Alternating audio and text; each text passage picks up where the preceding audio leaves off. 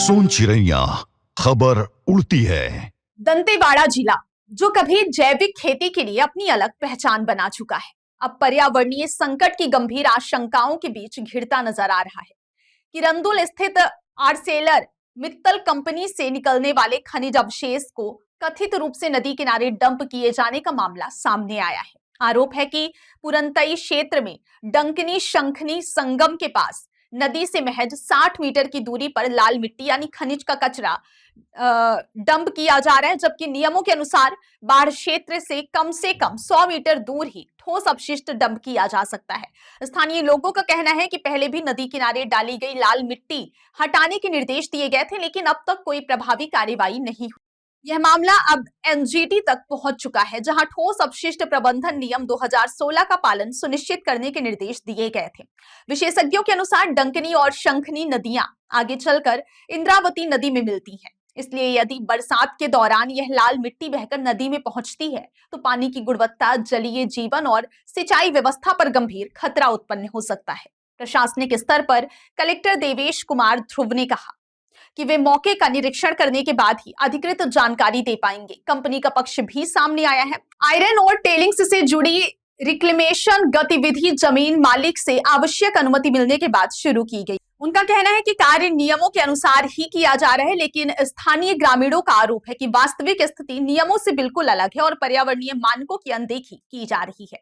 ग्रामीणों ने यह भी आरोप लगाया है कि पुरंतरई क्षेत्र के तालाबों को खाली कर उनमें लाल मिट्टी भरी जा रही है। साथ ही तालाबों को डंकनी शंखनी नदी से जोड़ने के लिए एक नहर बनाई जा रही है, जिससे अपशिष्ट सीधे नदी में मिल सकता है।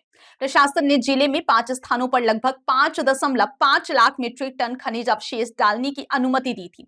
शर्त यह थी कि केवल पहले से मौजूद गड्ढों को भरा जाएगा, लेकिन आरोप है कि कई स्थानों पर 15 से 20 फीट तक नई खुदाई कर खाइयां बनाई जा रही हैं और उनमें अपशिष्ट डाला जा रहा है। खुदाई के दौरान फूटे जल स्रोतों को भी कथित रूप से अपशिष्ट से पाट दिया गया है। स्थिति की गंभीरता का अंदाजा इसी से लगाया जा सकता है कि जिस क्षेत्र तक इस वर्ष बाढ़ का पानी पहुंचा था, उसी इलाके में नदी से लगभग 60 मीटर दूरी पर अपशिष्ट डंप किया जा रहा है। इसके अलावा वेलाडीला क्षेत्र से रोजाना 100 से अधिक वाहन लाल मिट्टी लेकर विभिन्न स्थानों पर पहुंच रहे हैं।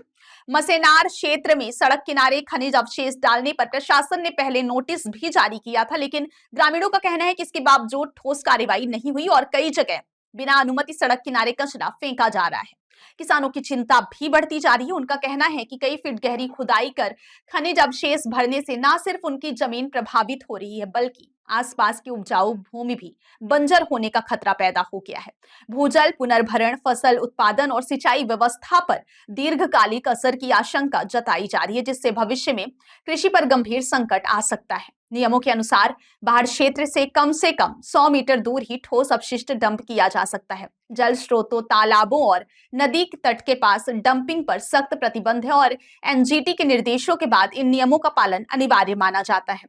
विशेषज्ञों का मानना है कि लाल मिट्टी के नदी में बहाव से पानी की गुणवत्ता में गिरावट, जलीय जीवों पर दुष्प्रभाव, खेतों की उपजाऊ भूमि बंजर होने और भूजल स्रोतों पर असर जैसे कई गंभीर खतरे उत्पन्न हो सकते हैं।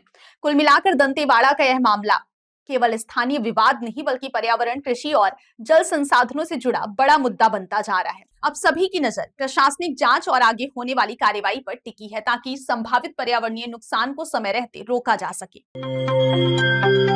सोन चिड़ैया खबर उड़ती है।